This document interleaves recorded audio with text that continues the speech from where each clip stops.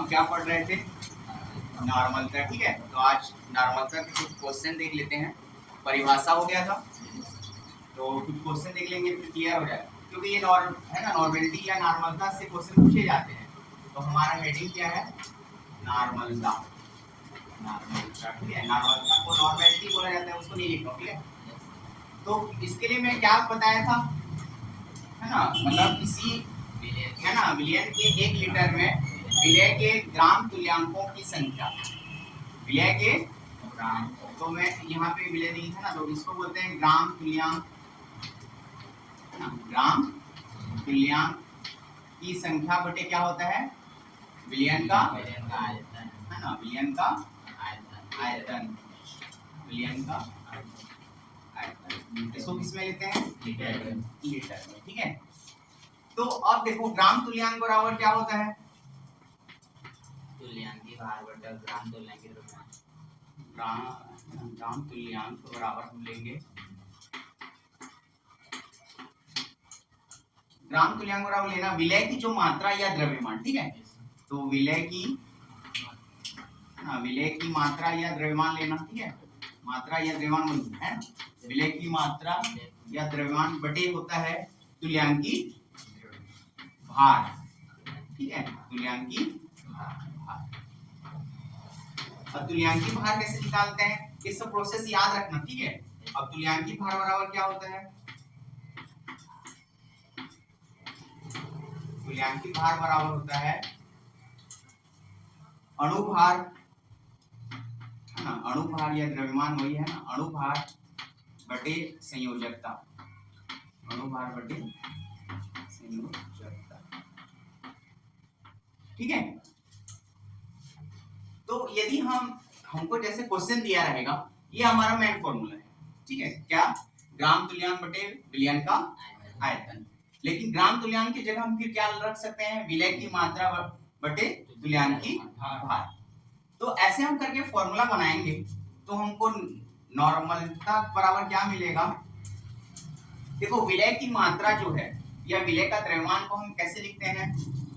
Wait लिखते हैं ना, और उसके जो घटक हैं, ए रहे बी रहे जो भी रहे अव्यय, तो है ना, उसके घटक जो भी रहेंगे, मान लो बी ले लिया यहाँ, ठीक है। और है ना, ये किसके लिए फॉर्मूला लगा रहे हैं? ग्राम तुल्यांक के लिए मैं क्या ले रहा हूँ? विलय की मात्रा। ग्राम तुल्यांक की जगह क्या ले रहा हूँ? विलय की मात्रा और तुल्यांकी भार। और तुल्यांकी भार को हम किससे डिनोट कर रहे हैं? मान लो ई से डिनोट कर रहे हैं ना, ई बी। उसके बाद क्या बचेगा? विलयन का आयतन को किससे डिनोट करते हैं? बी से। ऐसा होगा? ये यदि v जो है मिलीलीटर में होगा, किसमें होगा? हमेशा इसको मिलीलीटर में लोगे, तो इस कंडीशन में क्या करना है? 1000 से मल्टीप्लाई करना है। तो इस फॉर्मूले से आपका क्या बन जाएगा? नॉर्मलता निकालने के लिए जो दिए रहेंगे ना, इस फॉर्मूले से आप निकाल सकते हो। ये क्या है? विलय की मात्रा, और ये क्या है? तुल्यांकी भार। अब तुल्यांकी भार कैसे निकालोगे फिर? तुल्यांकी भार निकालने के लिए जैसे अणुभार बटे संयोजकता। तो हम एक क्वेश्चन देखते हैं, ये चीज क्लियर हो यहाँ तक? जैसे अब एक क्वेश्चन देखते हैं कि मान लो 1 लीटर विलयन में, क्वेश्चन क्या हमारा, मान लो 1 लीटर विलयन में 5 ग्राम सोडियम हाइड्रोक्साइड क्या है? घुली हुई है। सोडियम हाइड्रोक्साइड क्या हुआ है? घुली हुई है या घुला हुआ है, ठीक है, घुली हुई है। तब विलयन की नॉर्मलता की गणना करना है। तब हमको क्या करना है? विलयन की गणना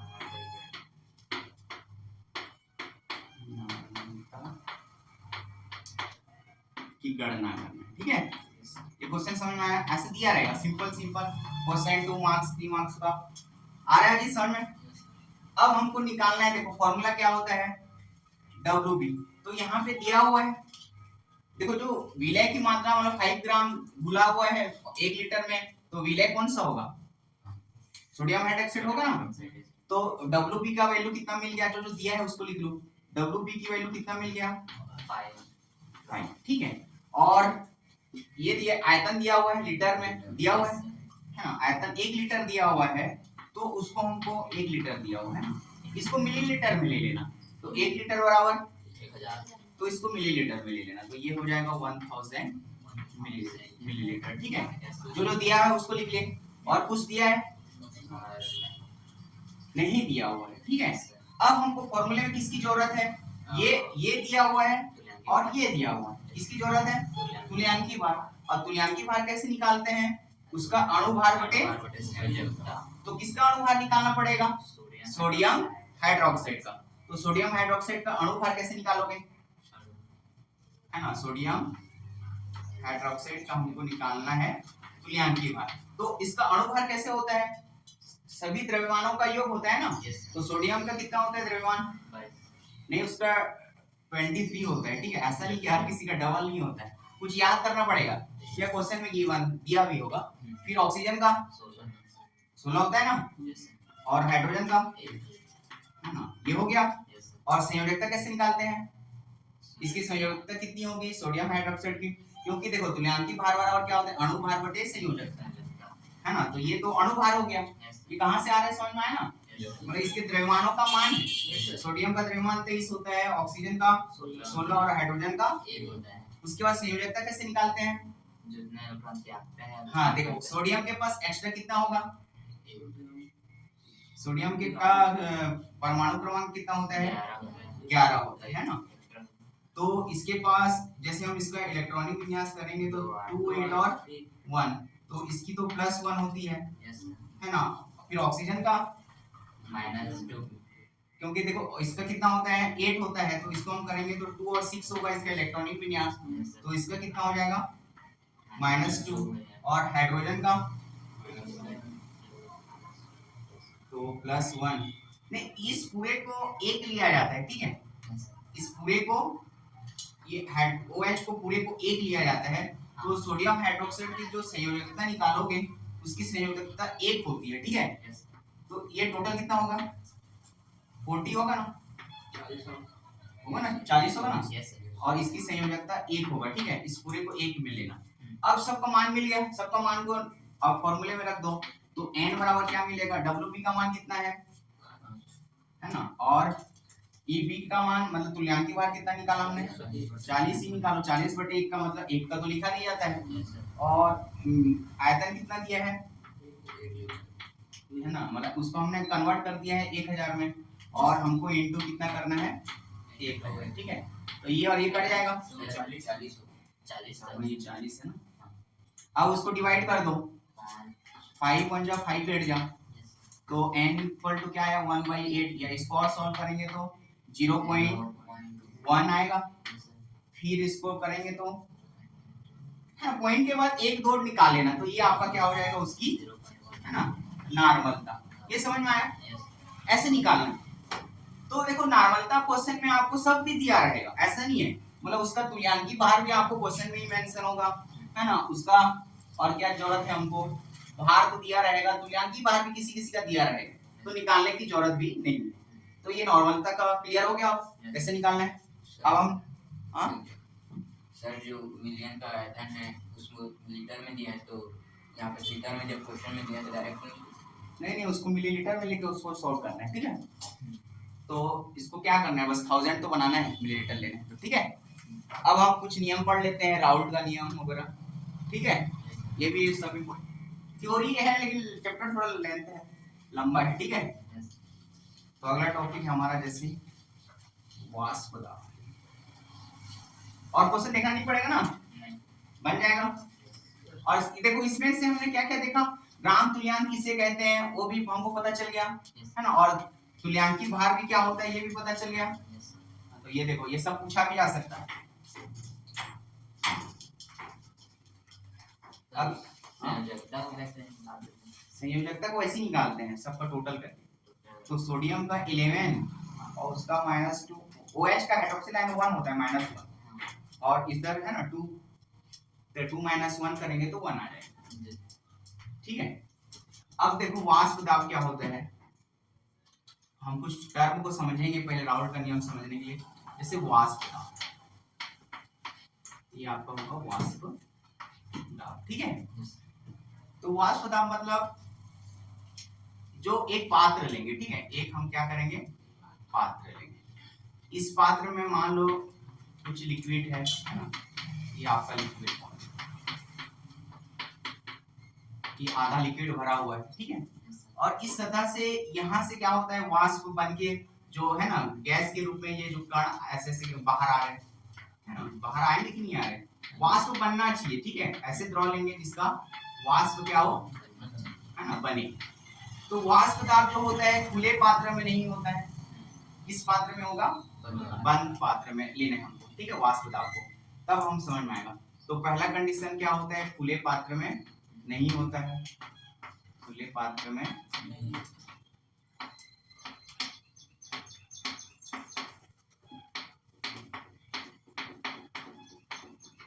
अब देखो, मान लो इस सतह, ये सतह है हमारा, ये वाला लाइन क्या है, हमारा सतह है, द्रव का सतह। तो यहाँ पे मान लो जो कोई कण होगा, इस कण पर है ना जो बल लगेगा, मान लो आकर्षण बल कम होगा कि ज्यादा होगा, सतह, मान लो क्वेश्चन ऐसे ही पूछा जा सकता है कि द्रव की सतह पर उपस्थित कण का आकर्षण बल का मान कम होता है कि अधिक होता है, तो क्या होता है आप लोग के हिसाब से, कम होता है।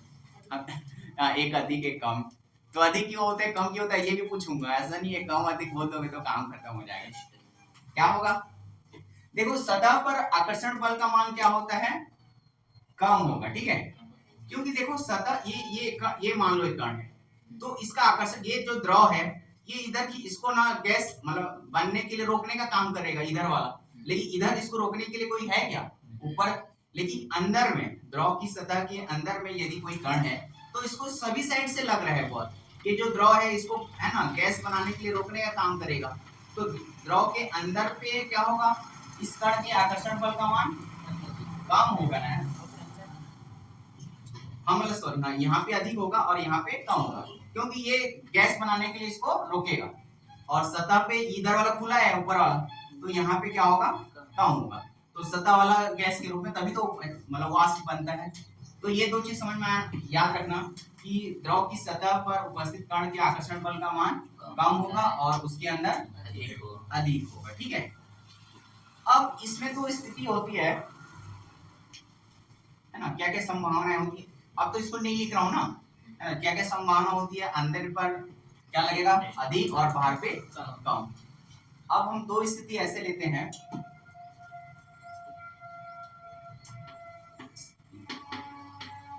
एक स्थिति ऐसा होता है कि जो शुरू में है, शुरू में वाष्पन, ये जो हो रहा है इसको हम क्या बोलेंगे, वाष्प बन रहा है, तो उसको है ना शुरू में वाष्पन का मान जो होता है क्या होता है, शुरू में वाष्पन का मान जो होता है क्या होता है, अधिक होगा, क्योंकि देखो ये क्या हो रहा है, गैस बन रहा है, लेकिन ये पात्र हमारा क्या है, बंद है, तो बंद है, तो यदि मान लो ये गैस, ये वाष्प के रूप में सभी जगह क्या हो जाएंगे, भर जाएंगे, तो ये फिर से एक दूसरे को टकरा के इधर अंदर घुसने की कोशिश करेंगे, द्रव में करेंगे ना कोशिश, तो इसलिए हम शुरू में वाष्पन का मान अधिक होगा, लेकिन बाद में क्या होगा, धीरे धीरे है ना, बाद में वाष्पन का मान कम होगा, या वाष्पन नहीं बोल के उसको एक शब्द बोला जाता है संघनन, तो बाद में संघनन होने लगता है, ठीक है, संघनन, संघनन का मतलब ये होता है कि जो है ना ये जो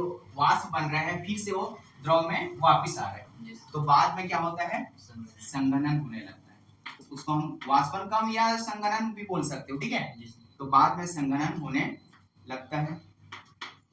और एक स्थिति ऐसे आ जाएगी कि जितना वाष्पन होगा उतना ही संघनन होगा, मतलब जितना वाष्प बन के इस द्रव की सतह से बाहर जाएगा वो उतना ही क्या होगा, बाहर से द्रव के अंदर में आएगा, तो है ना उस कंडीशन को या उस स्थिति को हम बोलते हैं साम्यावस्था।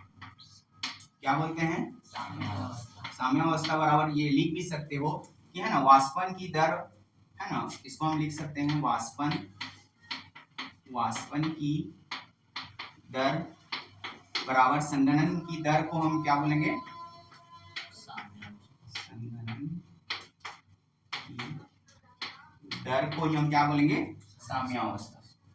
ये चीज समझ में आया, साम्यावस्था किसे कहेंगे, तो है ना वाष्पन की दर मतलब जितनी मात्रा में है ना द्रव से वाष्प बाहर निकलेगा, है ना सतह के बाहर, उतनी मात्रा में ही क्या होगा, जो बाहर से वाष्प जो है द्रव में अंदर है ना कोशिश करेगा आने का, घुसेगा, तो उस स्थिति को हम क्या बोलेंगे, साम्य अवस्था। तो 3 स्थिति होता है वाष्प दाब में।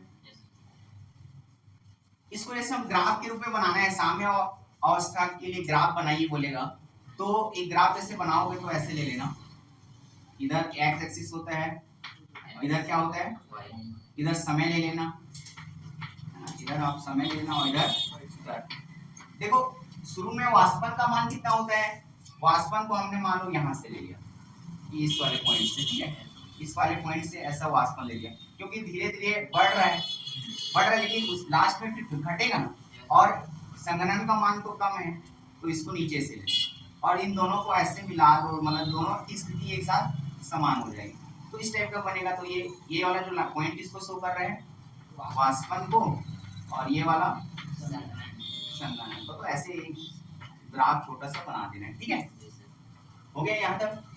अब हम देखते हैं राउल्ट का नियम।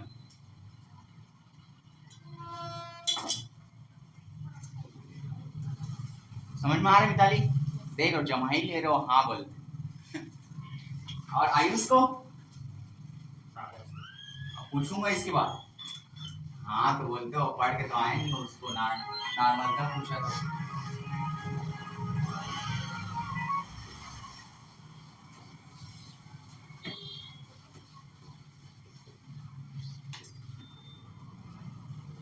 तो राउल्ट का क्या नियम होता है?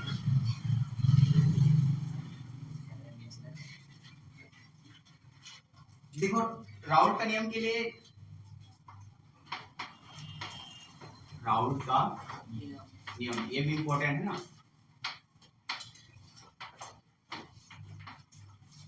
तो राउल्ट का नियम क्या होता है, किसी गैस के द्रव के विलयन है ना, किसी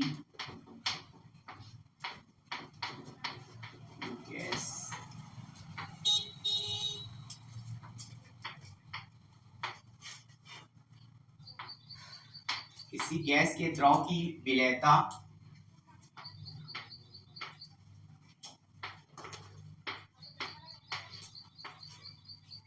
और विलेयता के घटकों के,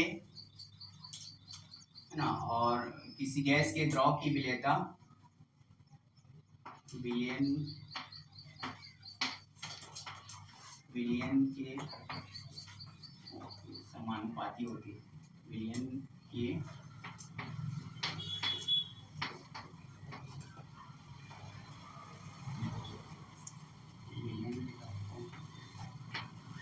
समानुपाती।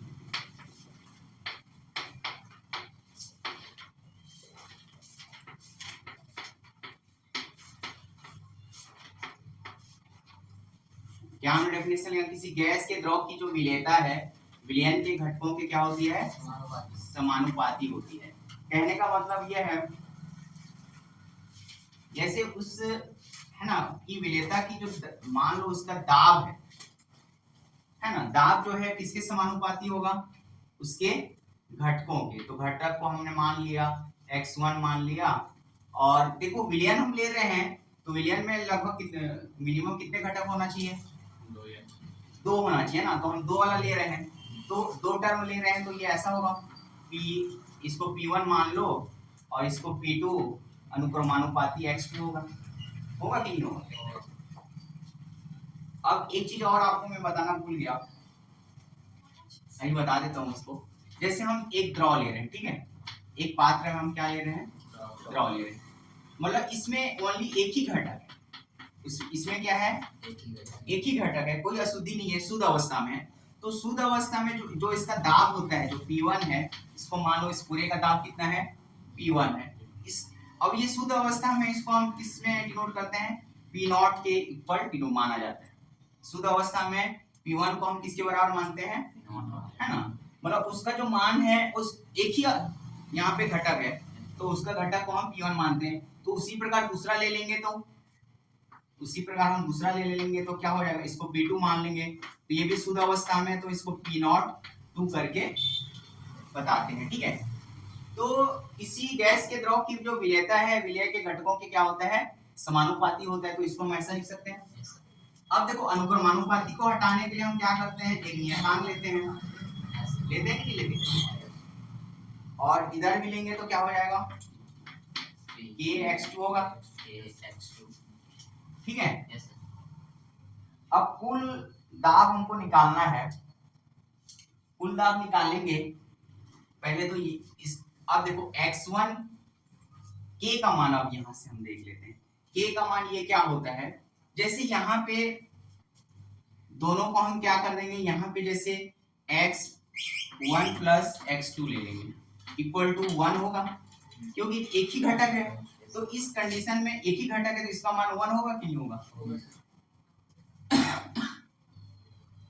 तो इन दोनों को हम जोड़ेंगे तो यहां से देखो x1 का मान निकालेंगे तो x ये क्या हो जाएगा, x1 बराबर क्या हो जाएगा 1 माइनस x2 होगा, होगा कि नहीं होगा।